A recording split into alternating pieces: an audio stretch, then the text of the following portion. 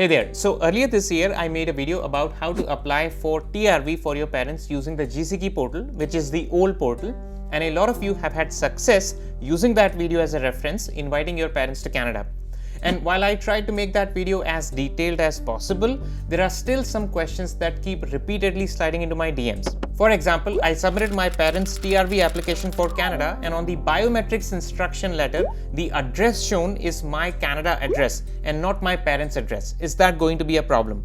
Another common question is, can I invite my brother or sister in the same application as my parents? Then my parents are farmers. What documents should they provide? How much funds should my parents show in their proof of financial support? What if my parents are retired and don't have a lot of assets under their name? How can my parents prove in their application that they will go back? And finally, if the TRV keeps getting rejected, what alternative can I use to bring my parents to Canada? So you submitted your parents' TRV application and now they've received the biometrics instruction letter, but the address shown on the biometrics letter is your Canada address and not your parents' address. So let me put you to ease. Here's the short answer. This is not a mistake. It's absolutely fine. Nothing for you to do here. Your parents will have no issues getting their biometrics appointment. And the same thing applies for passport submission as well. When your parents will submit their passports to VFS Global for stamping in their home country, they will be asked to confirm the address where they want the passports to be delivered back after stamping. And obviously, they will be providing their current residential address where they are currently living. So VFS will deliver the stamped passports back to your parents in their home country. Does not matter what address was listed on top of the passport request letter. And the simple reason why the biometrics and passport request letter for your parents have your Canada address listed at the top is because you are acting as your parents' representative. And all communication from IRCC is addressed to the representative. So when you fill out the application for your parents and you have chosen this option that they will be appointing a representative, in the document checklist, you will see this form show up, 5476. This is the use of a representative form.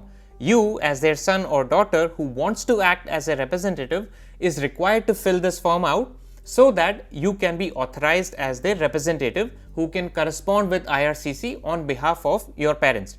So this form 5476, you will fill it out, then you will get your parents to sign it.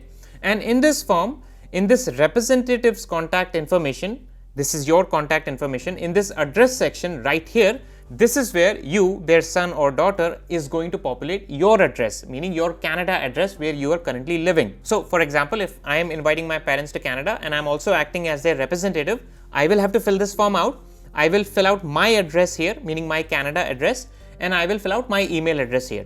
So then this will authorize all communication from IRCC such as AOR, biometrics, passport request letter to be sent to me. Obviously, they are not going to send anything physically. So all this communication will be sent to my email address. But in all those communications, biometrics and passport request letters, my address, which I populated here, is going to be listed at the top, because IRCC addresses all communication to the address of the representative.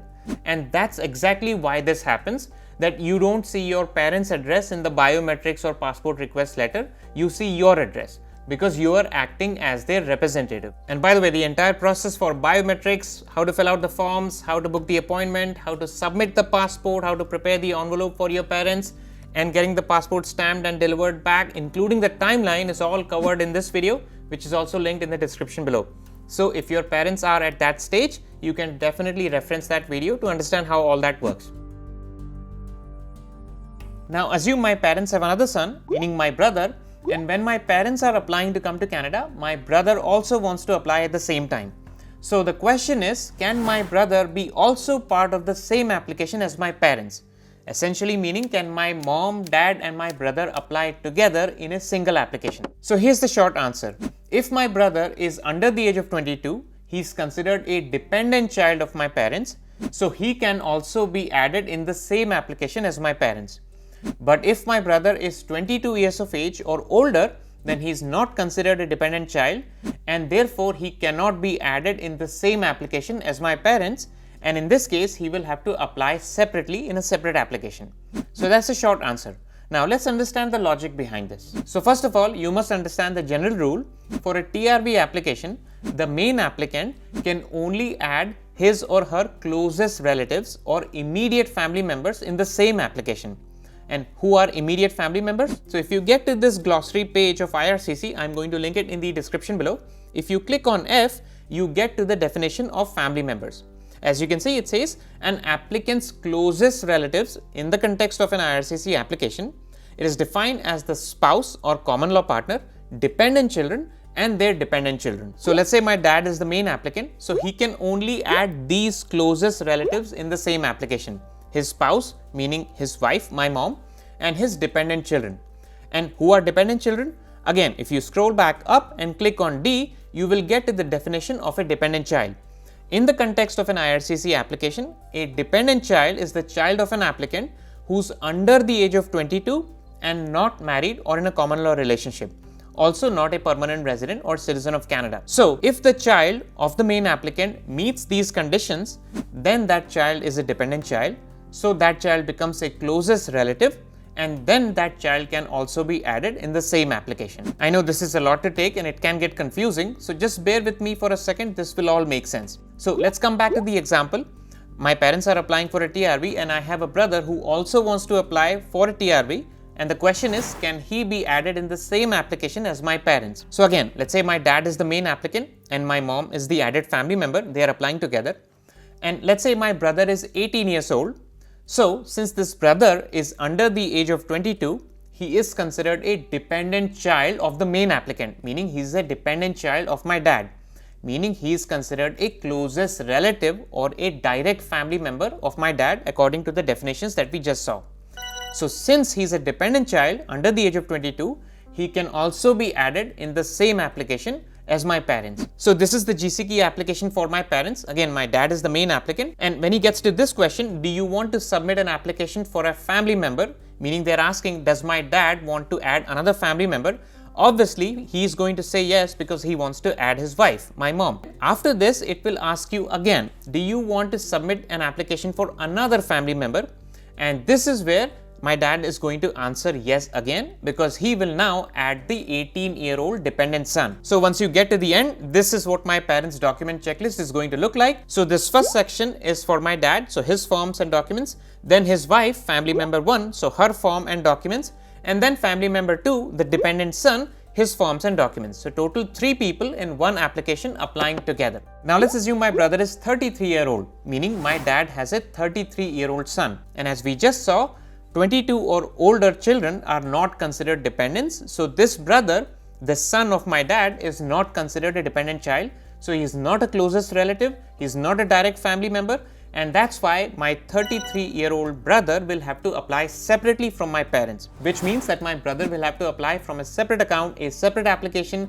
He will have to provide his own financial support documents, family ties, purpose of travel, invitation letter, every document that is part of a regular TRV application, he will have to provide. He will not be part of the same application as my mom and dad because of the criteria that we just saw. Another common question that I get mostly from applicants from India is that my dad is a farmer and obviously agricultural income is tax exempt for most cases.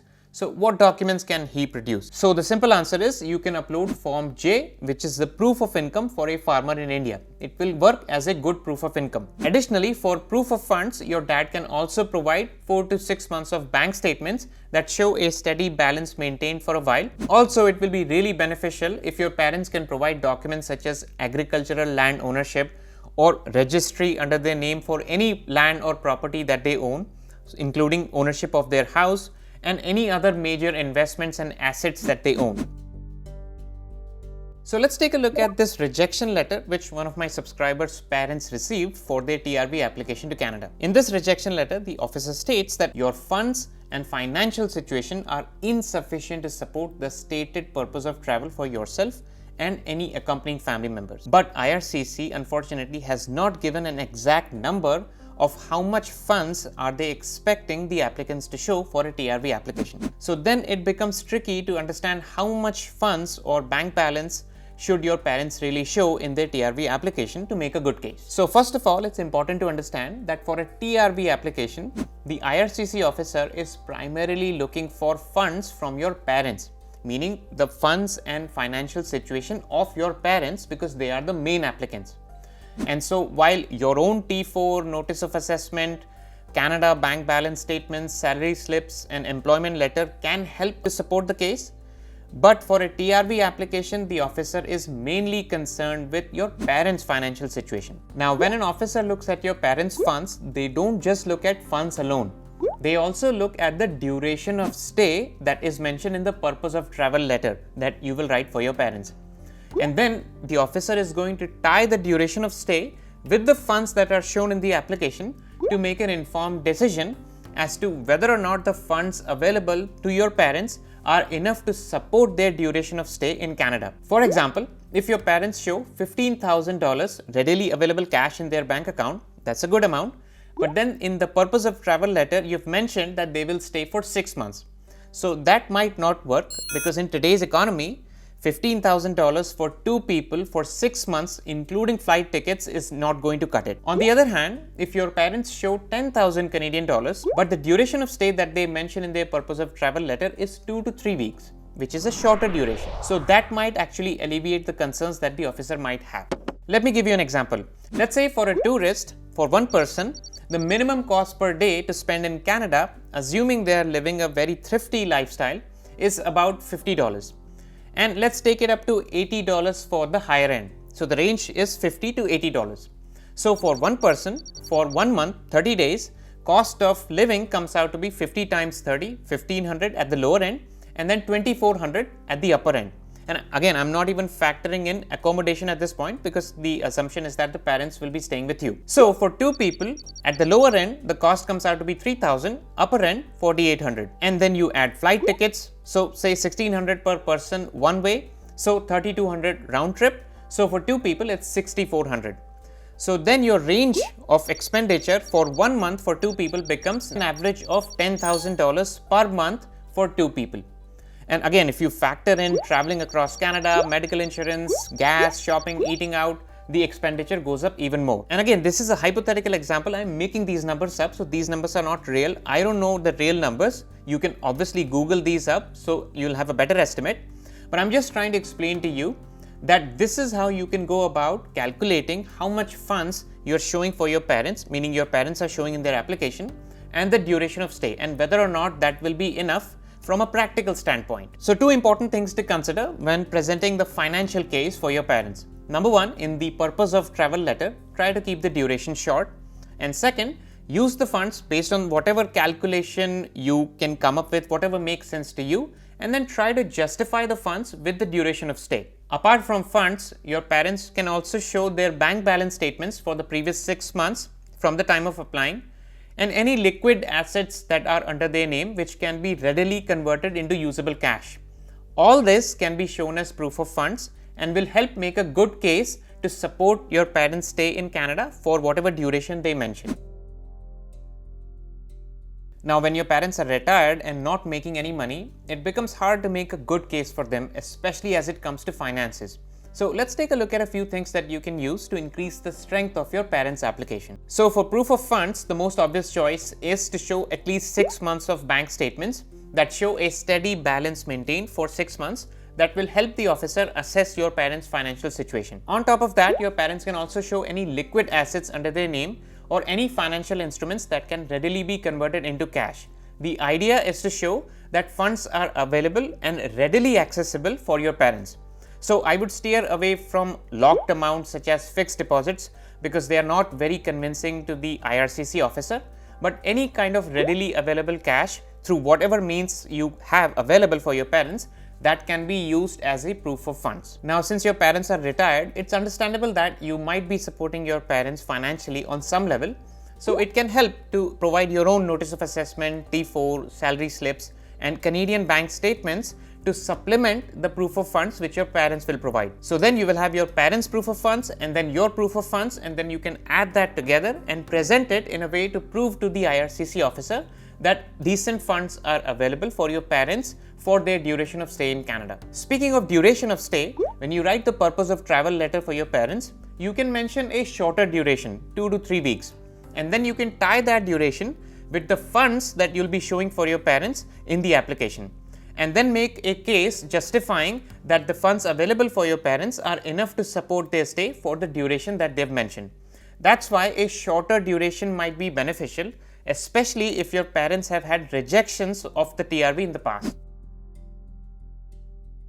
Another important factor, and probably the most important that the officer will look at, is how strong are your parents' ties back home.